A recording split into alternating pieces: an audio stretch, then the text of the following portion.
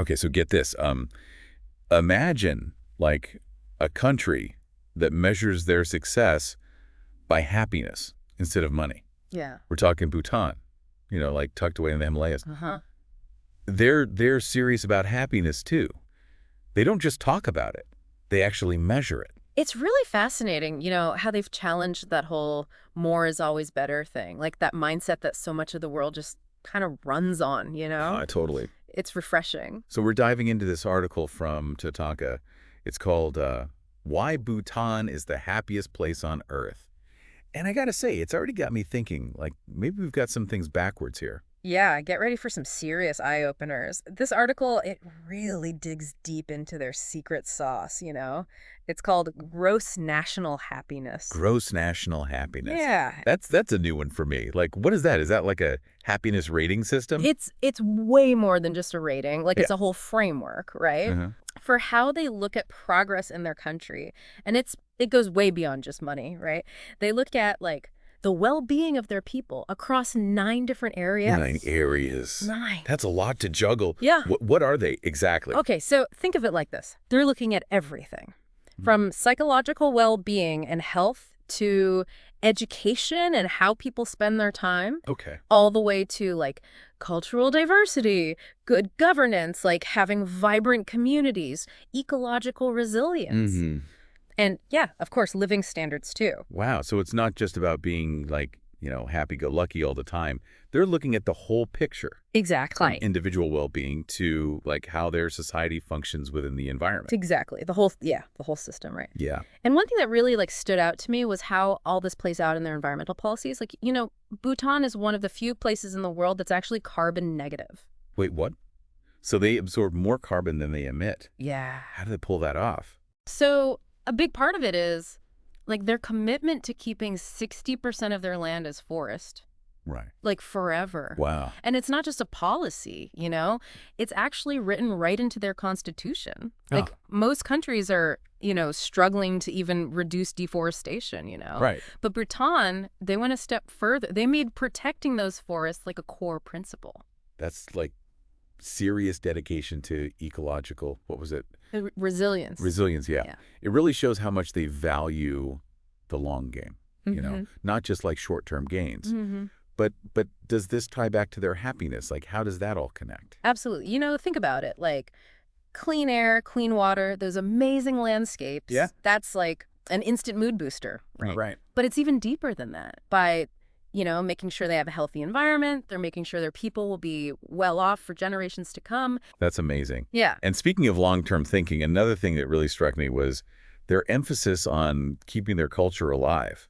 They have their own language, 𝗔𝗓𝗓. Yeah, 𝗔𝗓𝗓. Traditional clothing and these vibrant festivals. It's like they're holding on tight to their roots. And that plays a huge part in their happiness, too. When you have a strong connection to your culture, it gives you this sense of belonging. Like you're part of a story that's bigger than yourself, It gives you roots. Yeah. And research has shown, like, over and over again, those things are really important for our well-being. Yeah, so it's not just about, like, preserving traditions for the sake of it. It's about nurturing that feeling of being connected to something bigger than yourself. Exactly. Something that grounds you. But is there ever a downside to this? Could it ever feel, I don't know, limiting? That's a good question. And yeah, it is possible, that putting so much emphasis on tradition could, make people resistant to change. Right. Or, even limit individual expression. Yeah. But from what I've seen, Bhutan seems to be handling this pretty well. Right. They're not against modernization, but they're very careful about how they bring in technology and new ideas. So it's like modernization with a twist. Exactly. Okay, I like that. Yeah. Can you give us like an example of what that looks like? Sure. Their approach to tourism is a really good example. They've made a conscious decision to keep tourism kind of small scale and high end. Yeah. So tourists have to pay a daily fee, right? But that covers everything. Oh, wow. And a good chunk of that money goes right back into Bhutan's development. That's really smart. Yeah. So it's not about just cramming in as many tourists as possible. Right. It's about making sure that tourism helps the country and the people Right. without overwhelming everything or messing up their way of life. I'm seeing a pattern here, you know? That's too. It's like they're really dedicated to like mindful progress. Mindful progress, yeah. That's a good way to put it. It's really different from that mass tourism model, you know, that so many places follow. Totally. Bhutan's like, hey, we want to share our beauty with everyone, but we're going to do it on our own terms in a way that protects our environment and our culture. I love that. Now, this article also mentioned something about how much emphasis they put on community. Like, it sounds like they've really figured out how to make social connections work. They really have. Like, the well-being of the community is at the center of everything for them. Right. Think cooperation, trust, mutual support, you know, those things that build a strong social fabric. Right. And it's not just like a feel-good thing. Decades of research shows that these connections are crucial for happiness and well-being. So it's like they built a society where people feel supported and cared for, like they know they can rely on each other. Yeah. That's got to be powerful. Right. But can a place so rooted in tradition and community really, you know, keep up in our modern tech-driven world? That's where things get really interesting. Oh. See, Bhutan isn't anti-technology at all, but they're very intentional about how they bring it into their society. They want to make sure it helps them, not hurts them. You know what I mean? And that it doesn't disrupt their way of life. They call it balanced modernization. Balanced modernization. Hold on, what does that even mean? Basically, it means they're choosing carefully which parts of technology and development will actually make their lives better. Okay. You know, without messing up their values or their unique way of life. It's like they're embracing progress, but on their own terms. I'm starting to see that Bhutan is all about finding that sweet spot. Yeah. That balance between progress and tradition. Right. Individual needs and, you know, the needs of the whole community. Exactly. And that brings us to another really important piece of this whole thing, good governance. Bhutan transitioned to a constitutional monarchy back in 2008. And they've become known for having leaders who are transparent and accountable. So how does that tie into their happiness? Yeah. Are they saying that, like, happy citizens equals a well-run government? It's a bit more complicated than that. But basically, good governance makes things stable and secure, right? Sure. When people trust their leaders and feel good about where their country is headed, it frees them up to focus on other things, you know, the things that make them happy and fulfilled. They're not constantly worrying about instability or corruption. Right. So it's like they have this solid foundation that lets them build the life they want without all that extra stress. Exactly. Speaking of foundations, you know, this article also mentioned that Bhutan gives free education and healthcare to all its citizens. Yes. That's huge. It's a major part of their commitment to, like, investing in their people and creating this foundation for lasting well-being. It's about giving everyone a chance to thrive, you know? It sounds like they're saying, we believe in everyone's potential, not just a select few. Right. What kind of impact does that have in the long run? Well, when everyone has access to good education and healthcare, it creates a healthier, more skilled workforce. Right. Which then leads to, you know, a more prosperous and resilient society as a whole. It's a win-win. This is all incredibly fascinating. It really seems like Bhutan has created a system that values its people and the environment, you know, deeply, prioritizing well-being over just, you know, piling up wealth. But I have to ask, are there any trade-offs? Oh, that's a good question. Does focusing so much on sustainability ever limit their economic growth or create, like, other challenges? That's a really important question, and it's something we should definitely dig into further. Okay. Because no system is perfect, right? Right. Even Bhutan faces challenges, and it's important to acknowledge that finding this kind of balance comes with its own complexities. Right. It's not a simple solution. Exactly.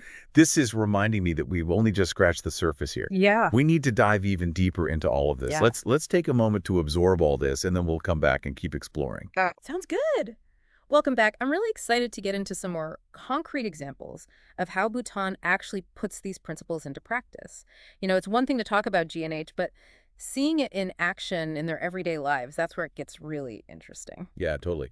I was particularly struck by something the article mentioned about their commitment to ecological resilience.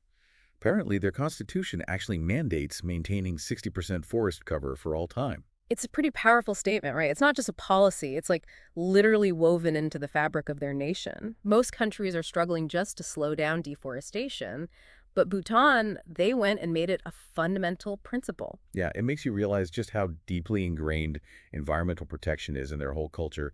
But is it all smooth sailing? Are there any downsides to prioritizing the environment so strongly? Yeah. Does it ever create economic challenges? That's a good question. And, it would be naive to think there are no trade-offs. Prioritizing environmental protection can sometimes limit certain types of development or require them to find creative solutions that are more expensive. But Bhutan seems to view it as an investment in their long-term well-being rather than a sacrifice. That's a good point. Hmm. This reminds me of another thing the article touched on, Bhutan's transition to a constitutional monarchy back in 2008. Mm.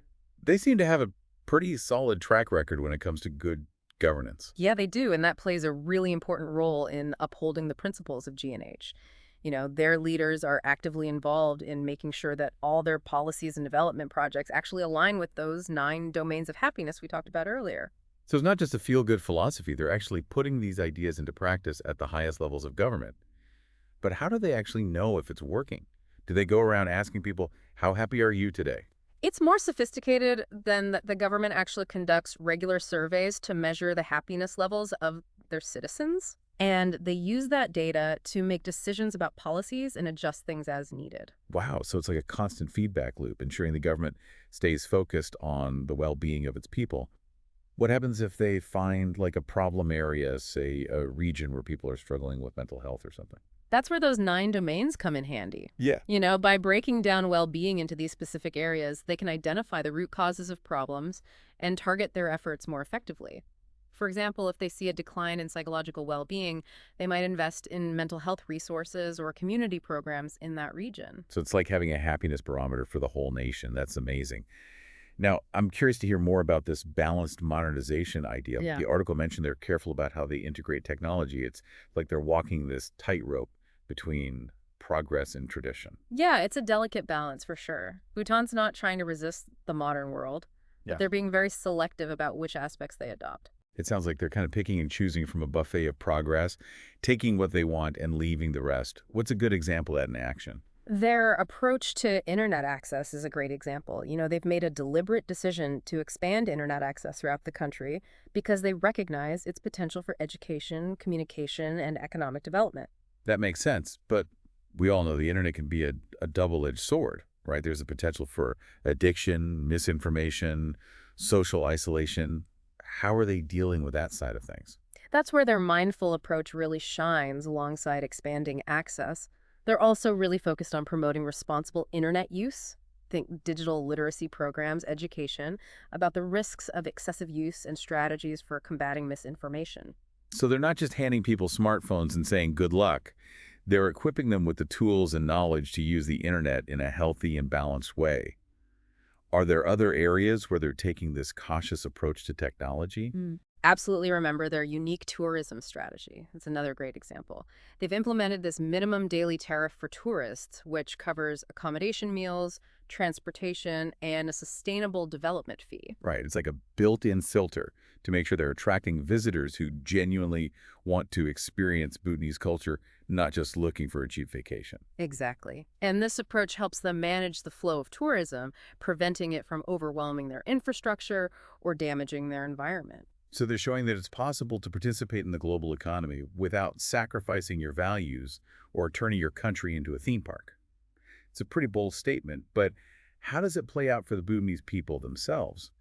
Are there any tensions between those who want to open up more to the outside world and those who prefer to keep things more traditional? That's a really insightful question, and honestly, I don't have a simple answer. It's important to remember that Bhutan isn't some kind of utopia. There are definitely different viewpoints within their society about how fast and in what direction they should modernize. It would be really interesting to hear more about those different perspectives and how they handle those disagreements. Yeah. It's a reminder that even in a place known for its happiness, there are still, complexities and challenges to deal with. Yeah, that's what makes exploring these topics so fascinating. There's always more to learn and uncover. Bhutan's story is inspiring, but it's also a reminder that there's no one-size-fits-all solution to creating a happy and thriving society. Each country, each community has to find its own path based on its own unique circumstances and values. Definitely. Their example is making me think differently about what progress really means. Maybe it's not just about economic growth and fancy technology, but about finding ways to create a society where people feel connected, supported, and, genuinely fulfilled. That's really the core of Bhutan's message to the world, and it's definitely a message worth paying attention to now. Before we wrap up this deep dive, there's one more really important aspect of Bhutan's happiness formula that I want to touch on, their unique education system. All right, let's dive into that. What makes their approach to education so special? As we've been talking about Bhutan's approach to happiness, one thing that keeps coming up is this idea of balance. Yeah. It's like they found this sweet spot, Mm-hmm. between economic growth and protecting the environment, Mm-hmm.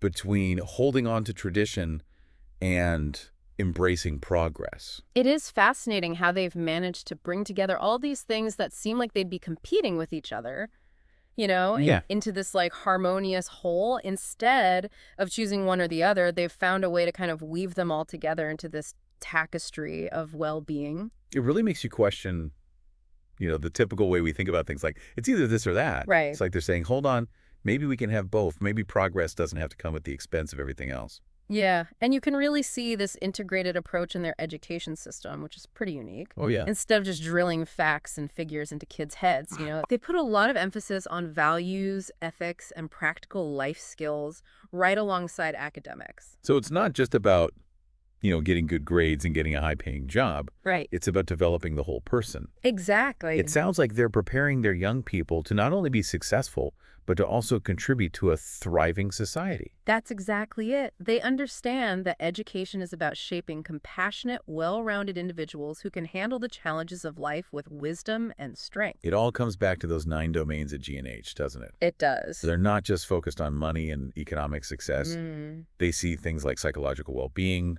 strong communities, a vibrant culture, and a healthy environment as equally important. You got it. Bhutan's approach really shows how interconnected all these things are.